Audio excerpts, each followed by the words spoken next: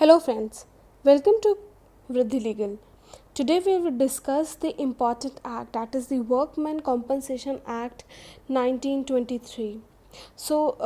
I will discuss this act because nowadays in coronavirus we are seeing कि how migrant workers and the workmen उनको कितनी तकलीफ़ें झेलनी पड़ रही हैं और उनको कॉम्पनसेशन के तौर पे क्या क्या दिया गया है और किससे उनको कॉम्पनसेशन मिलना चाहिए।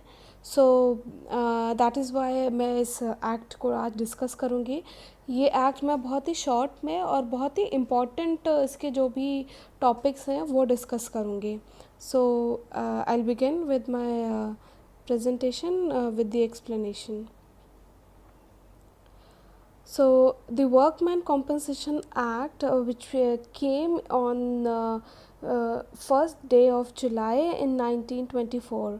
So the objective of this act, क्यों बनाया गया इस एक्ट को, first of all for the social security legislation, that is कि जो भी लेबर्स या वर्कर्स हैं उनको प्रोटेक्ट करने के लिए, उनके राइट्स को रेगुलेट करने के लिए और उनको यह अश्योरेंस देने के लिए कि आपके पीछे भी कोई लॉ है जो अगर आपके लिए कोई भी डैमेज होता है या आपको कोई इंजरी या कोई भी ऐसी एक्सीडेंट हो जाता है तो आपके लिए कौन लायबल है, इसलिए ये लॉ बहुत ही इम्पॉर्टेंट है।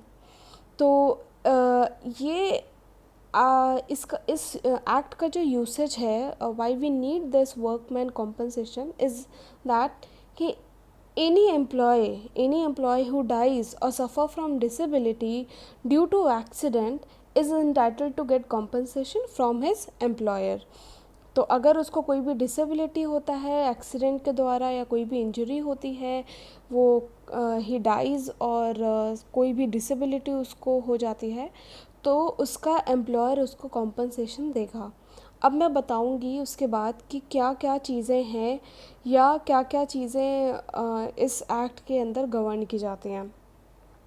So I will tell that the objective is this, and the next is the scope and the coverage कि ये कहाँ कहाँ तक ये एक्ट लागू होता है। This act extend to whole of India, that is to the Jammu and Kashmir also. और ये कोई भी हजार्डियस ऑक्यूपेशन जहाँ पर भी होता है वो भी इस एक्ट के अंदर इंक्लूड किया जाता है। Okay, this act applies to all those factories, those mines, transport, even the construction work, railways, ships, circus, and all those hazardous occupations I've already told you. And also जो भी चीज़ें schedule 2 में mention है वो सारी ये act वहाँ पर गवर्न करेगा। लेकिन ये आर्म फोर्सेस, चाहे कि वो नेवी हो, चाहे वो आर्मी हो, चाहे वो एयर फोर्स हो, इवन वो चाहे कैजुअल वर्कर्स हो, इवन वो वाइट कॉलर जॉब्स हो, उन पे ये एक्ट गवर्न नहीं करता है। उन पे किस पे कौन सा एक्ट गवर्न करता है? जनरली उनमें ESI एक्ट गवर्न करता है जो कि कहता है employees state insurance act which was pass in 1948। ये ESI एक्ट के अंदर ही इन सारे लोगों को दिया जाता है एक्सेप्ट दी आर्मी, क्योंकि उनका अलग लॉ चलता है। So basically white collar jobs or the casual workers or the other workers other than these factory, mine, transport and the constructions, इन लोगों को ये एक्ट गवर्न करता है जहाँ पर ESI एक्ट लागू नहीं होता है। क्यों ऐसा बनाया गया है कि ESI एक्ट जहाँ पर है तो वो यहाँ पर वर्कमैन कॉम्पनसेशन नहीं लगेगा? Just because to avoid the double compensation. अगर एक बार कोई भी पर्सन ESI एक्ट के द्वारा उसको इंश्योरेंस मिल रहा है या कॉम्पनसेशन मिल रहा है तो उसको फिर वर्कमैन कॉम्पनसेशन एक्ट या एम्प्लॉयज़ कॉम्पनसेशन एक्ट के तहत नहीं दिया जाएगा। So it's just to avoid the double compensation. Okay, now I have mentioned about the schedule. There are in all 4 schedule and 36 section in this Compensation Act, which is also known as Employees Compensation. Workmen Compensation Act is also known as Employee Compensation Act 1923. So There are 4 schedule. Mainly the first two are the important schedule, which first schedule says about the injuries, कि कौन सी disablement अगर हो जाती है किसी person को, तो part 1 और पार्ट 2 जो डिस्कस करता है, पार्ट 1 डिस्कस करता है टोटल डिसेबिलिटी की, पार्ट 2 डिस्कस करता है पार्शियल डिसेबिलिटीज़ की, और जो सेकंड शेड्यूल है उसमें लंबी सी लिस्ट दे रखी हुई है जो भी पर्सन या एम्प्लॉयज़ किनको कहा जाएगा, वो इस शेड्यूल में लिखा हुआ है, शेड्यूल 2 में. सो द नेक्स्ट इसकी कौन से लोग वर्कमैन ट्रीट किए जाएंगे. Obviously we are talking about the workman compensation act 1923. तो हम यहाँ पर वर्कमैन किसको कहा जाएगा वो हम बताते हैं. So there must be a contract of employment. एक आपका एम्प्लॉयमेंट का कॉन्ट्रैक्ट होगा. आई विल टेल यू कि कॉन्ट्रैक्ट किन किन लोगों के लिए होगा. First of all will see कि रिलेशनशिप कैसा होना चाहिए. Relationship must be the master and servant. It is just like the principal and agent. और जो भी एम्प्लॉयर और एम्प्लॉयज़ के बीच में होगा. और हाँ, जो भी वो एम्प्लॉयमेंट कर रहे हैं वो इन्हीं ट्रेड या बिजनेस से होना चाहिए. बिकॉज अगर आप फैक्ट्रीज़ या माइंस या ट्रांसपोर्ट या कंस्ट्रक्शंस वगैरह में आप काम कर रहे हैं तो वहाँ पर जनरली बिजनेस या ट्रेड के ही पर्पस से ही काम किया जाता है, इसलिए उनको वर्कमैन कॉम्पनसेशन के तहत लाया जाता है. तो अब मैं बात करूँगी कॉन्ट्रैक्ट किया जाता है या नहीं. So there are different type of workers allotted. Like आपका डेली वेजेस के भी होते हैं, आपके कॉन्ट्रैक्चुअल भी होते हैं, आपके परमानेंट भी होते हैं, आपके टेम्प्रेरी भी होते हैं. तो आपके जो परमानेंट होते हैं दे नीड कॉन्ट्रैक्ट बिकॉज कि उनके लिए लिखा पढ़ी करनी चाहिए and there is a sort of agreement between them कि आपको कब एम्प्लॉय किया गया है, और आपकी क्योंकि उनको जो भी टर्म्स एंड कंडीशंस होते हैं उनके लिए लिखी जाती है उसमें. एंड उसके बाद जो डेली वेजेस के लिए आते हैं उनके लिए कॉन्ट्रैक्ट की ज़रूरत नहीं होती. बिकॉज आप एक दिन काम कर रहे हैं और उसके नेक्स्ट डे आप मतलब नहीं आते हैं या नहीं आ पा रहे हैं. So day to day wages के लिए there is no need of any contract और एग्रीमेंट. एंड फिर आपके टेम्प्रेरी आते हैं. तो टेम्प्रेरी में भी डिपेंड करता है कि किस टाइप ऑफ वर्क के लिए वो एम्प्लॉय कर रहे हैं. तो इसलिए भी, और कॉन्ट्रैक्चुअल जो लेबर्स होते हैं उनके लिए हाँ कॉन्ट्रैक्ट करवाया जाता है क्योंकि it is just a sort of agreement only. And कि आप इतने इतने पीरियड के लिए काम करेंगे, ये आपका वर्क होगा, ये आपका टाइप होगा वर्क का. सो अगर आप ये टर्म्स एंड कंडीशन पे राज़ी हो जाते हैं तो फिर आपको ये एम्प्लॉयमेंट दिया जा रहा है. सो इसीलिए ये जो टाइप ऑफ वर्कमैन होते हैं उनको हम इसी एम्प्लॉयमेंट के अंदर लाएंगे और वर्कमैन कॉम्पनसेशन के तहत उनको लिया जाएगा. So now the next we'll discuss is the some kind of definitions. Like these are the important definition you should know in this act. That is a commissioner, dependent employer, disablement, wages, workman. Workman का मैंने आपको थोड़ा सा बता दिया है, later on फिर भी थोड़ा सा रह गया है. So first is the commissioner. Commissioner is in section 2(1)(b) of this act. It is defined under this section. और ये बेसिकली अपॉइंट किए जाते हैं for section 20 of this act, जो कि कहते हैं कि दिस स्टेट गवर्नमेंट नोटिफाई करेगा कि आप एक ऑफिशियल गैजेट में नोटिफाई करते हैं कि ये कमिश्नर अपॉइंट किए गए हैं फॉर द वर्कमैन कॉम्पनसेशन. और हर एरिया का जो भी कमिश्नर होगा वो एक लोकल गैजेट, ऑफिशियल गैजेट और उस लोकल न्यूज़पेपर में छाप दिया जाता है. So appointed under section 20 because commissioner का काम होता है कि कोई भी अपील की जा रही है या कोई भी पेनाल्टी अगर अप्लाई करनी पड़ती है तो उसमें आपका ये वर्कमैन कॉम्पनसेशन के कमिश्नर काम करेंगे.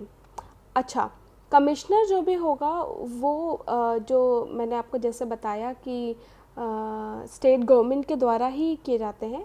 सो इसीलिए आपका जो भी ग्रीवेंसेस होगा वो कमिश्नर द्वारा ही सॉल्व किया जाएगा. I hope I have made it clear regarding this commissioner. And one more important thing is that कि ये जो कमिश्नर अपॉइंट किए जाते हैं उनको as a public servant treat किया जाता है according to Indian penal code. So the next is dependent. This is the most important thing कि आप डिपेंडेंट को क्या कंपनसेशन मिलता है या नहीं. So it is defined under section 2(1)(d) of this act. इसमें क्या किया जाता है कि जो भी डिपेंडेंट पर होली या पार्शली डिपेंडेंट रहता है उसको कॉम्पनसेशन मिलता है. सो जो भी डिजीज़्ड एम्प्लॉय, अब मतलब जो जिसकी डेथ हो गई है, फॉर एग्ज़ाम्पल पर्सन ए की डेथ हो गई है, तो वो अब डिजीज़्ड एम्प्लॉय हो जाएगा. तो उसकी अर्निंग से जो लोग भी उस पर होली या पार्टली डिपेंडेंट रहते हैं तो उनको डिपेंडेंट की कैटेगरी में डाल करके कॉम्पनसेशन मिलता है. सो आई टेल मतलब वेरी इंपॉर्टेंटली कि कौन कौन लोग डिपेंडेंट होंगे. फॉर एग्ज़ाम्पल ए जो है एक मैन है और he was working in ABC company और उसकी डेथ हो जाती है during the course of the employment in his factory. और उसके बाद उसको कॉम्पनसेशन के तौर पे कौन कौन लेवल रहेगा. फर्स्ट ऑफ ऑल उसकी वाइफ जो कि अब विडो हो चुकी है, तो कैटेगरी 1 में उसकी वाइफ सबसे पहले आएगी. उसके बाद उसकी मदर, अगर उसके पेरेंट में उसके फादर नहीं है और उसकी मदर उस पर डिपेंडेंट है तो उस मदर भी डिपेंडेंट कहलाई जाएंगी. इवन सन भी और डॉटर भी, whether legitimate, adopted or illegitimate. I'll tell you how legitimate, adopted and illegitimate. Legitimate अगर minor होगा तो, adopted अगर minor होगा तो, और illegitimate भी अगर wholly या partially dependent रहता है उस A पर, तो उसको भी इस compensation के अंदर लाया जाएगा. The same case with the daughter. अगर डॉटर अनमैरिड है, वेदर लेजिटिमेट, इवन अडॉप्टेड अगर अनमैरिड है, और इलेजिटिमेट अगर वो होली या पार्शली भी अगर डिपेंडेंट है ए के ऊपर, तो फिर that daughter and the son will be liable to get the compensation from under A. अगर सन या डॉटर 18 साल के ऊपर हो जाते हैं तब नहीं. अगर वो 18 साल के ऊपर हैं और वो अपना काम कर रहे हैं तो फिर वो नहीं आपका डिपेंडेंट रहेंगे. ओनली एक्सेप्शन इज़ दैट अगर वो 18 साल के ऊपर हो गए हैं बट वो सिक है या इन्फर्म है, मतलब टोटली डिपेंडेंट है, मतलब अभी तक टोटली डिपेंडेंट रहे हैं एक के ऊपर कि वो अपना खर्चा पानी कुछ भी अपने जीवन यापन नहीं कर पा रहे हैं, तो वो सन और डॉटर आपका ए के कंपनसेशन के अंदर आएंगे. Category 2 talks about the grand parents. तो ग्रैंड पेरेंट्स ऑफ ए, मतलब अगर ए कोई मैन है और उसके ग्रैंड पेरेंट्स मतलब दादा दादी या नाना नानी जो भी, तो अगर वो भी अभी तक उसके डेथ तक होली या पार्शली भी डिपेंडेंट रहे हैं तो वो भी आएंगे. इवन उसके ब्रदर एंड सिस्टर भी उसके कैटेगरी में आएंगे अगर वो भी होली या पार्शली डिपेंडेंट है. आई होप मैंने ये बहुत ही सिंपल और बहुत ही ईजी लैंग्वेज में आपको डिपेंडेंट समझाया है, क्योंकि डिपेंडेंट आपको अगर आपने देखा तो बहुत ही कंफ्यूजिंग है. एंड मैंने इसमें अपनी प्रेजेंटेशन में भी बहुत ही सिंपल वे में समझाने की कोशिश करी है, बट स्टिल अगर नहीं आता है तो आप लोग एक बार पॉज करके इसको पीछे से सुन लीजिए. But I have made it in a very easy and clear language में आपको ये समझाया है. और one more thing I want to add in this dependent कि आप कि इवन अगर आप मैन हैं तब तो आपके वाइफ या मदर या सन डॉटर सब आ रहे हैं. अगर आप एक महिला हैं, आप अगर एक अर्निंग करती हैं, आपकी अर्निंग पे सारे घर के लोग डिपेंडेंट है, इवन आपके हस्बैंड भी हो सकता है डिपेंडेंट है आपके अर्निंग में, तो ये केस ए की जगह एज अ मेल और या एज अ फीमेल, दोनों अप्लाई करेगा. So A can be male, A can be the wife और द फीमेल. तो आपके अकॉर्डिंगली ही वो वैसे ही अप्लाई करेगा. So the next is employer. Employer is defined under section 2(1)(e). तो कौन कौन हमारे इस पे एम्प्लॉयर की कैटेगरी में इंक्लूड होगा? फर्स्ट ऑफ ऑल कि कोई भी पर्सन, चाहे वो इनकॉर्पोरेटेड हो या ना हो. Second, any managing agent of an employer, मतलब कि अगर कोई भी एजेंट आपके अंदर काम कर रहा है वो भी. इवन आपकी लीगल रिप्रेजेंटेटिव, मतलब जो डिजीज़ पर्सन जो ख़त्म हो गया है उसके इलाज भी आपके एम्प्लॉयर के रूप में आएंगे. Even the temporary or contractual workers who are working under you will come under the employer. Even the apprenticeship, मतलब the other workman working for the employer. और भी जो workman होते हैं जो काम कर रहे हैं employer के अंदर, तो वो भी apprenticeship के अंदर ही आएंगे. So all these will come under the category of employer. The next thing is wages. Wages is very, in a very simple form I will tell that anything which can be converted into monetary value is wages. अच्छा, ये तो बहुत ही simple language में हो गया, लेकिन wages में हम क्या क्या इंक्लूड नहीं करेंगे वो है, जैसे कि आपका टीए हो गया. टीए इज़ ट्रैवलिंग अलाउंस, या आपका कोई भी प्रोविडेंट फंड का जो भी फंड आता है वो भी एक्सक्लूड करेंगे.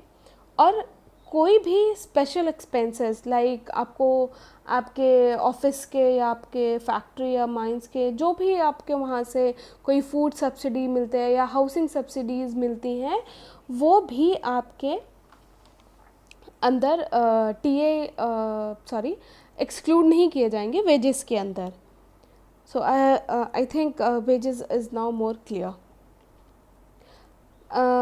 अब मैं बता रही थी कि वर्कमैन, तो मैंने स्टार्टिंग में ही बता दिया था कि वर्कमैन कौन कौन से पर्सन कहलाए जाएंगे, लेकिन मैं एक बार और क्लियर कर देती हूँ. Any person who is a railway servant, जो डिफाइन किया गया है under section 2 and clause 34 of the railways act 1989, not permanently employed in administrative district or sub-divisional office of a railway and employed in any such capacity as specified in Schedule 2.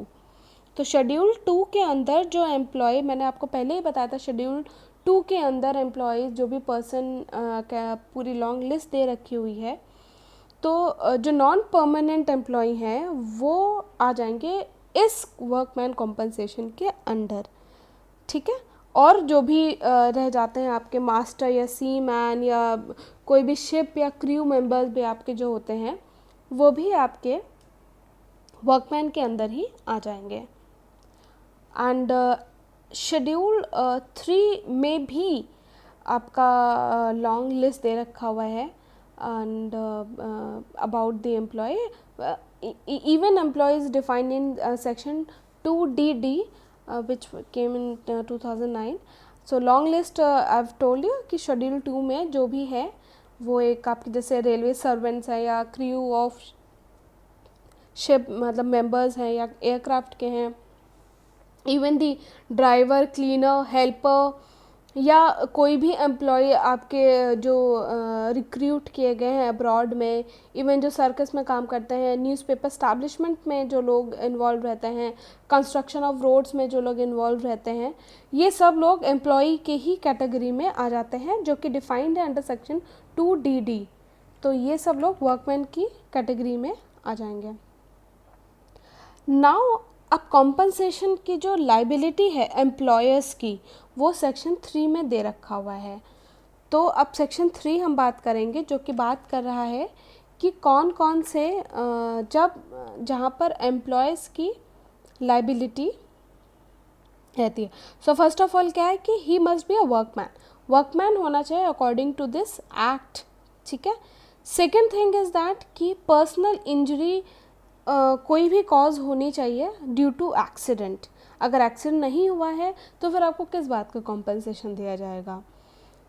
तो the third is that the injury must have caused by the accident only, कि injury जो भी आपकी caused हुई है वो accident के द्वारा ही कॉज की गई होगी, अदरवाइज नहीं मिलेगा आपको। Fourth thing is that accident must have arisen out of या in the course of employment. ये बहुत इंपॉर्टेंट ये पॉइंट है आपको समझने के लिए कि आपका जो भी एक्सीडेंट अराइज हुआ है वो या तो आउट ऑफ कोर्स या in the course of employment, in the sense कि आपकी वर्किंग आवर है 10 to 6 या 10 to 7 जो भी है, तो अगर आप काम करते हैं उस बीच आपके बीच कोई भी एक्सीडेंट हो गया है फैक्ट्री में काम करते करते, तब तो आपको लायबल है, क्योंकि आप वहाँ पर सभी को पता चल गया कि आप इतने। इनफैक्ट अगर आप ऑफिस के लिए निकल रहे थे, ठीक है, आप ऑफिस के लिए निकल रहे थे और आपका रास्ते में एक्सीडेंट हो गया, अभी आप ऑफिस पहुँचे नहीं हैं, बट स्टिल आपका ऑफिस जाते वक्त अगर एक्सीडेंट हो गया है तो भी आप लायबल होंगे कॉम्पनसेशन लेने के लिए, ठीक है। तो आपको you will be entitled to get the compensation. The fifth point is that the injury caused by the accident must have resulted in the workman death or permanent total disablement or temporary disablement. I will tell about disablement in the next slide.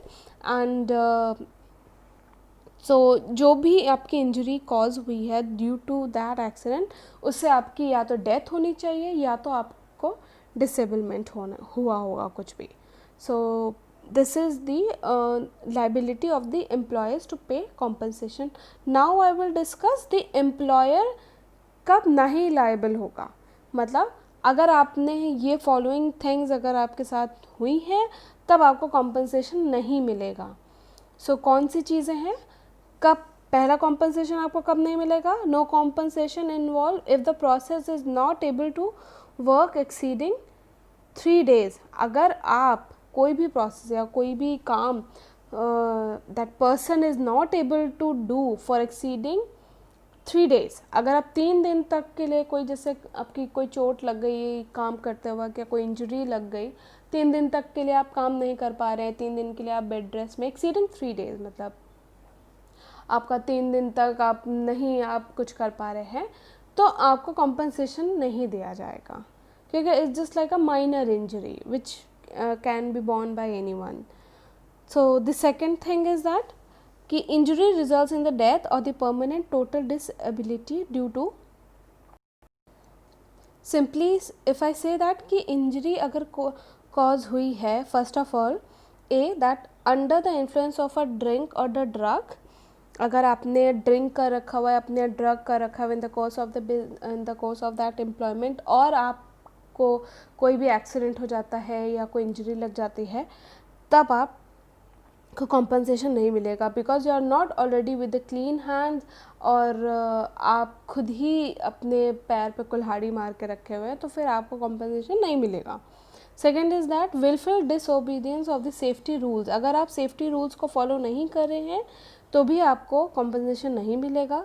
Third is that wilful removal of the safety devices, for example अगर आप glass welding का काम कर रहे हैं या आपने उस समय जब आप ग्लास वेल्डिंग नहीं कर रहे, आपको बताया गया है कि आपको सेफ्टी ग्लासेस पहनने पड़ेंगे, फिर भी आप नहीं पहन करके आप अपना टशन दिखा रहे हैं और बहुत ही आप स्ट्रॉन्ग बनने की कोशिश कर रहे हैं, फिर भी और उसके बाद आपको कोई इंजरी या डेथ कॉज हो जाती है, तब आपको नहीं मिलेगा कॉम्पनसेशन, ठीक है।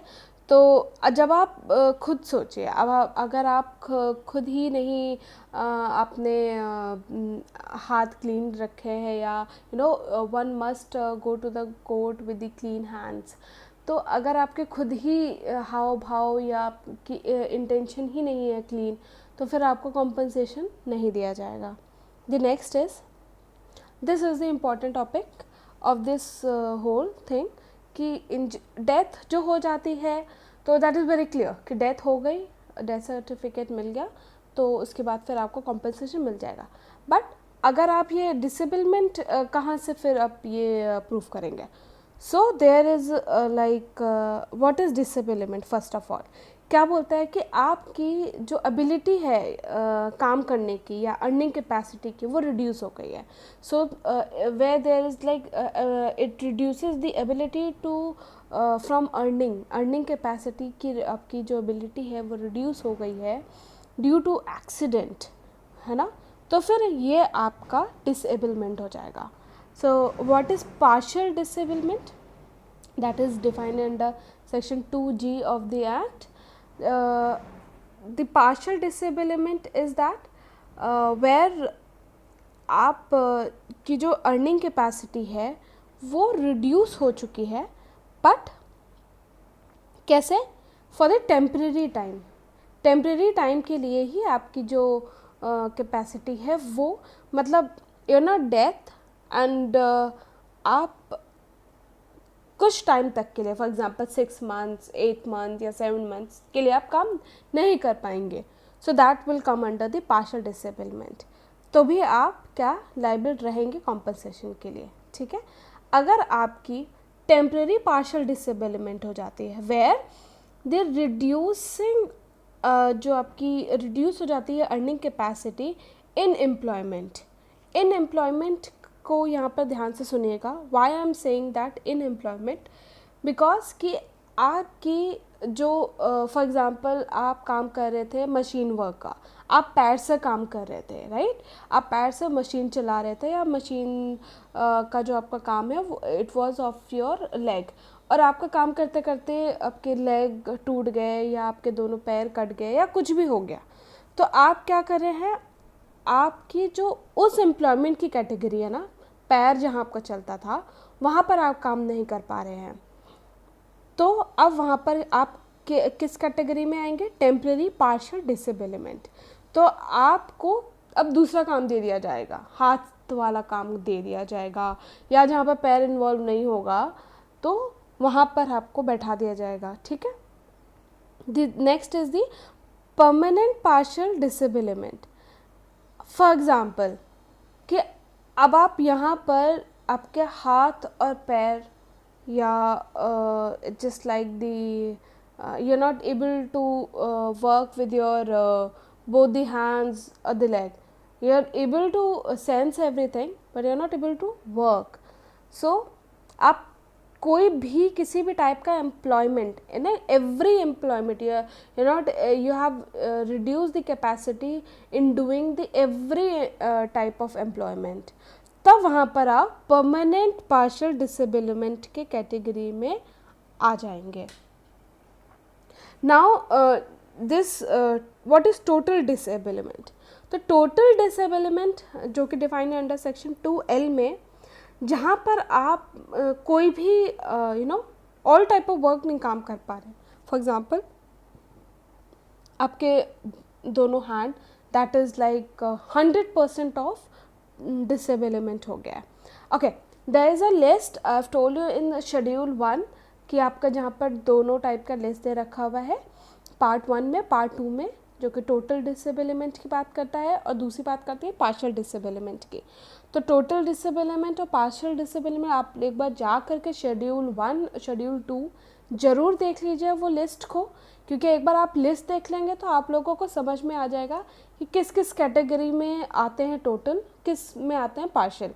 100%, 50%, 60%, 40% तक के लोगों की जो डिसेबलमेंट हो जाती है, तो उसके लिए आपको एक बार शेड्यूल में जाकर देखना पड़ेगा. आप एक बार देख लेंगे तो आप लोगों को इजी हो जाएगा समझने में. फॉर एग्जांपल आप अगर बोथ हैंड्स लॉस कर जाते हैं तो 100% हो गया. अगर आप 4 फिंगर आपकी किसी एक हाथ की लॉस हो जाती है तो वो 50% में आता है. आपका एक हाथ अगर लॉस हो जाता है वो 60% में आएगा. अगर आपकी जो आईसाइट है दोनों चली जाती है तो वो भी 100% में आएगा, बिकॉज क्योंकि आप देख नहीं पा रहे हैं, राइट? अगर आप एब्सोल्यूट डेफ हो गए हैं, मतलब सुनाई नहीं दे रहा है, तो भी आप 100% कैटेगरी में आएंगे. That will be under total disablement. So temporary and permanent the part of this. तो I hope I made it clear. Now the important thing कि आप कॉम्पनसेशन को कैसे कैलकुलेट करेंगे. Okay, one more thing in this disablement is that कि अगर आप कोई भी जैसे कॉन्ट्रैक्चुअल लेबर्स के अंदर आते हैं, या जो भी एम्प्लॉय है वो कॉन्ट्रैक्चुअल कॉन्ट्रैक्टर के अंदर एम्प्लॉयड है, तब कौन आपको कॉम्पनसेशन देगा। तो there is a supreme court की जो एक गाइडलाइन है अबाउट गीता रानी के केस में ये बताया गया था कि अगर आप कॉन्ट्रैक्टर हैं, आप उनके अंदर अगर आप एम्प्लॉयड हैं, तो जो भी आपके प्रिंसिपल होंगे, राइट, जो आप जिसके अंडर आप काम कर रहे थे और उनके थ्रू आप कॉन्ट्रैक्टर के अंदर काम कर रहे हैं, तो वो प्रिंसिपल बेसिकली आपको लायबल होगा कॉम्पनसेशन देने का। Maybe later on that principal आपको वो मतलब प्रिंसिपल कॉन्ट्रैक्टर से बाद में अपना पैसा ले सकता है, बट आप डायरेक्टली लायबल प्रिंसिपल के लिए होंगे। कॉन्ट्रैक्टर भी दे सकता है आपको, बट अगर आपको वो प्रॉब्लम कर रहा है देने में, तो you can get compensation from your principal, and this is a Supreme Court ruling, and the calculation of the compensation. So in case of death, अगर डेथ हो जाती है किसी भी एम्प्लॉय की, तो फिर आपका कॉम्पनसेशन कैसे कैलकुलेट किया जाएगा। सो it will be the 50% of the monthly wages which will be multiplied with the relevant factor. Okay, the relevant factor list is given in the schedule. आप शेड्यूल में जा कर के आपके जो भी रेलिवेंट फैक्टर्स है, depends upon the number of years in service and upon the age of employ. तो ये आपके रेलिवेंट फैक्टर जो है शेड्यूल 4 में दे रखे हुए हैं। शेड्यूल 4 में जा कर के आप लोग रेलिवेंट फैक्टर्स एक बार देख लेंगे। तो भी I have told you there are 4 schedule, और it will just take just minutes and to go through and to see. तो आपका जो भी अमाउंट ऑफ कॉम्पनसेशन होगा, जैसे इन केस ऑफ डेथ होगी तो वो 50% of the monthly wages, permanent total disablement में आपका 60% of monthly wages into relevant factor. अब इसमें जो मैंने दे रखा हुआ है 80,000 एंड 90,000 विच एवर इज़ मोर, ये जब आप कैलकुलेट करेंगे, नाउ देयर हैज़ बिन 2017 का अमेंडमेंट आया है, तो उसमें there has been like changes in this amount. It has been like 1,20,000 and 1,40,000, it has increase to that now. तो अगर आपको डेथ हो जाए 1,40,000, आपकी टोटल डिसेबलमेंट परमानेंट हो जाती है तो 1,20,000। So whichever is more, why I written this whichever is more, because जब आप कैलकुलेट करेंगे इसको कॉम्पनसेशन को, तो अगर मान लीजिए आपका जस्ट लाइक कि 50,000 आ रहा है आपका कॉम्पनसेशन, तो और आपका 1,20,000 आपको मिलना चाहिए in case of permanent total disablement, तो आपको 1,20,000 मिलेगा, ठीक है। तो I hope I made it clear कि अगर आपका अमाउंट ऑफ कॉम्पनसेशन कम आ रहा है और ये अमाउंट आपका ज़्यादा है, तो ये आपको मिलेगा ज़्यादा। अगर आपका अमाउंट ऑफ कॉम्पनसेशन ज़्यादा आ रहा है, ये अमाउंट कम है, तो आपको अमाउंट ऑफ कॉम्पनसेशन मिलेगा। So the same case with the permanent partial disablement, इसमें ऐसा कुछ नहीं है, इसमें सिर्फ और सिर्फ 60% of monthly wages into the relevant factors, और टेम्परेरी डिसेबलमेंट में सिर्फ 25% of the monthly wages. Okay, monthly wages की जो मैक्सिमम सीलिंग है वो 8,000 रुपीज़ है, ठीक है। 8,000 आपकी ही मंथली वेजेस की जो मैक्सिमम सीलिंग है वो 8,000 है, which is regulated by the government. And तो this was all about my workman compensation thing, and I just want to conclude it by saying that कि ये भी जो भी सेफ्टी मेजर्स या जो भी कॉम्पनसेशन बनाए गए हैं वर्कर्स को, आई होप इसका इन लोगों को इस एक्ट के द्वारा काफ़ी राहत मिलती होगी। एंड जो भी इसके अमेंडमेंट हुए हैं in 2017 regarding to their amendments due to penalty और अपील करने पे जब हम कमिश्नर के पास जाते हैं, we do not go directly to the high court, हम सिर्फ कमिश्नर के पास जाते हैं, क्योंकि ऑलरेडी हाई कोर्ट के पास इतने पेंडिंग केसेस होते हैं और इसमें अमाउंट ऑफ कॉम्पनसेशन बहुत ज़्यादा नहीं होता है। जस्ट लाइक अगर कोई भी पेनल्टी होती है तो 5,000 पहले थी, now it has been increase to 50,000 और मैक्सिमम लिमिट 1 लाख तक कर दी गई है। तो आप सोचिए जो सेक्शन 18A और 30 में पेनल्टी का प्रोसीजर है where the amount has been exceeded to 50,000 and maximum to 1 lakh. तो ये सब मैटर्स कमिश्नर खुद देखता है और appeal it is under section 30 clause 1. तो अगर उसके बावजूद भी अगर कमिश्नर के पास भी अगर उसको राहत नहीं मिली, then he can go to high court, but that will be the last stage. तो इट इज़ द इंसर्ट किया गया था फ्रॉम सेक्शन 17A की पेनाल्टी में चेंजेस की ड्यूटी ऑफ द एम्प्लॉयर, और कि उसको जितने भी एम्प्लॉयज़ हैं उसको उनके राइट्स को बताना होगा, इन्फॉर्म करना होगा. It was inserted under section 17A in amendment of 2017. सो मैंने अमेंडमेंट भी आप लोगों को बता दिया है कि क्या क्या अमेंडमेंट हुए हैं इस एक्ट में. It is the recent amendment. और last but not the least, मैं सिर्फ एक बात और इसमें इंक्लूड करना चाहती हूँ कि जो भी आपके वर्कमैन कॉम्पनसेशन के अंदर जो वाइट कॉलर जॉब के जो पर्सन्स आते हैं वो इससे गवर्न नहीं होंगे, because in India they are not govern, but in other countries like for Australia or California, the other place, they are been covered under schedule 3, that is the occupational diseases. उन occupational diseases की list दे रखी हुई है. So western countries में yes they are white collar job people are covered, but not in India, because like white collar jobs की जो non existence है in labor law में वो है ही नहीं, तो इसीलिए उनको इसमें कवर नहीं किया जाता है. And there was also mister Prashant Bhushan की एक PIL थी regarding this white collar job की, कि हॉस्पिटल को इस लेबर इंडस्ट्रीज़ में रखा जाएगा या नहीं.